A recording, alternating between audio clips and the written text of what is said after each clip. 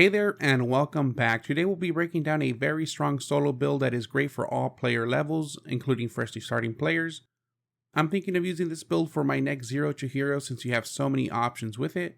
Now this build excels in many PvE aspects of the game. You will easily be able to solo mobs in the open world, including the mobs in the roads. You can also solo tier 8 solo dungeons, and if you like killing mobs in the black zone like me, you will also do well in solo PvP. We will talk about which abilities you will take, how they complement each other, and go over the best rotation for them.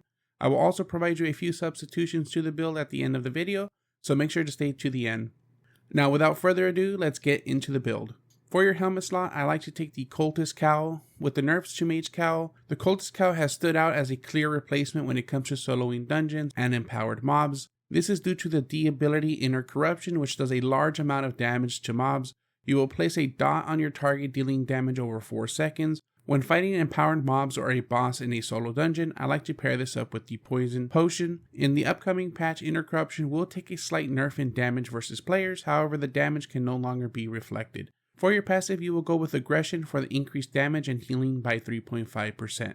Now for your armor, you will go with Mercenary's Jacket. The Mercenary Jacket is another item that is looking to get a small nerf to its R, which is Bloodlust.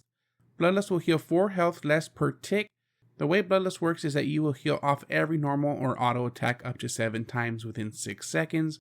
Now this ability is huge for your build, as you'll see later how much this will synchronize with the overall build. As of now, Mercenary Jacket is still the go-to. Your passive will be Balanced Mind for the additional 4% damage. For your weapon, we are going with the Witchwork Staff. This weapon will provide you with great damage, mobility, and crowd control. I tested a few other Arcane staffs, and when it came down to it, the Witchwork Staff felt the best for solo PvE content. The great thing about this weapon is that you won't need high mastery to use the abilities that are needed. Now for your Q, you will go with Chain Missiles, which shoots at your targeted position, dealing a large amount of damage to the first enemy that you hit.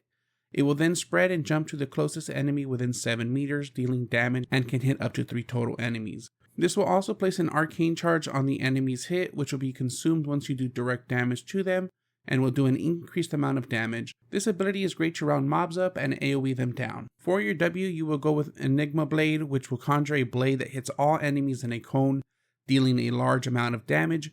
If you hit at least one enemy, it will enable the combo ability, which is Flicker. Now Flicker allows you to teleport to your targeted position up to 8 meters away, and will grant you immunity to damage for 0.2 seconds. One thing to keep in mind is that the cooldown of your Enigma Blade and Flicker are different. If you use Flicker, you will increase the cooldown of your ability, so make sure to only use Flicker if you actually need it.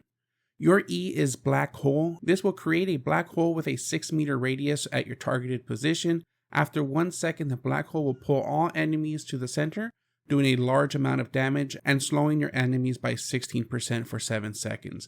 Now, I really enjoy this ability. It allows you to interrupt attacks as it will pull everyone to one spot, making it easier for you to AoE them down with your other abilities. For your passive, you will go with Lingering Power. It will increase your attack speed by 120% and increase your attack range by 33% for the next 3 normal attacks within 3 seconds. This ability synchronizes really well with your Bloodlust ability from Mercenary Jacket. You can quickly get 3 auto attacks off and heal up even faster. Your offhand will be Crypt Candle. The benefit of Crypt Candle is that it will provide you with an increased ability bonus, meaning that you will do much more damage with your abilities. Since all of your abilities deal damage, this will be a big benefit to you. However, you do sacrifice some defense to players and mobs in return. For your boots, you will go with Soldier Boots for the increased defense. For your F, you will take Rejuvenating Sprint for the increased movement speed and health regen. Your passive will be Toughness for defense. Now your cape will be Thetford's Cape for the increased damage. The Chain Lightning will help you AoE mobs down and gather more mobs. Let's talk about your consumables. For your potions, I recommend using Poison Potions. These work great against empowered mobs and bosses. The damage that you do is true damage, and I recommend getting tier 4 potions. When it comes to your food, I recommend the tier 7 Catfish, which will regenerate your health by 225% for 30 minutes. The benefit of buying Catfish is that it is a lot cheaper than other foods, and it will run about 1.2k silver on the west. Now that we've broken down the build, let's talk about a rotation that you can use to quickly kill mobs.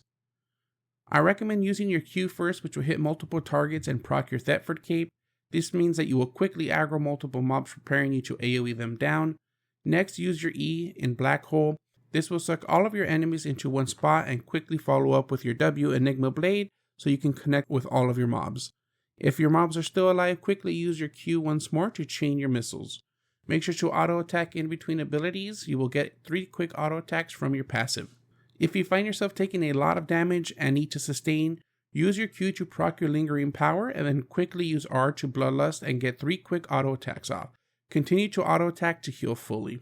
When fighting an empowered mob or boss, open up with your D Inner Corruption and Poison. This will place a massive dot on your target and then switch over to your original rotation. Once your Inner Corruption is back up, make sure to use it. Alright, so we've gone over the breakdown and rotation. Let's talk about some item swaps. For your helmet, if the Cultist Cowl is a bit too expensive, I recommend using Scholar Cowl, which will provide you with a shield, increasing your resistances, or with Force Field to knock enemies back. A good replacement for Mercenary Jacket would be Cleric Robe. You can go with an Everlasting Spirit for the immune and increased damage. Using a Cleric Robe will increase your magic attack bonus and provide you with aggression, which increases all of your damage by 8%. The goal is to do enough damage and immune enough incoming damage so you're not needing to sustain from Mercenary Jacket. The last 2 substitutions I recommend you go with, you can go with a regular cape instead of a Thetford cape. You can also go with a Muisak offhand instead of the Crypt Candle. You won't get as much increased ability bonus damage, however you also won't lose defense against mobs and players. Now this build is quickly becoming one of my favorite builds and I hope it becomes yours as well. I hope you all enjoyed this video and can get value from this build. If you enjoyed the video, please make sure to like and subscribe to the channel for more Albion Online content. If you want to catch me live, I stream on YouTube almost every day from 9 AM to 12 PM Central Time or from 2 PM to 5 PM UTC. Stop by and say hello.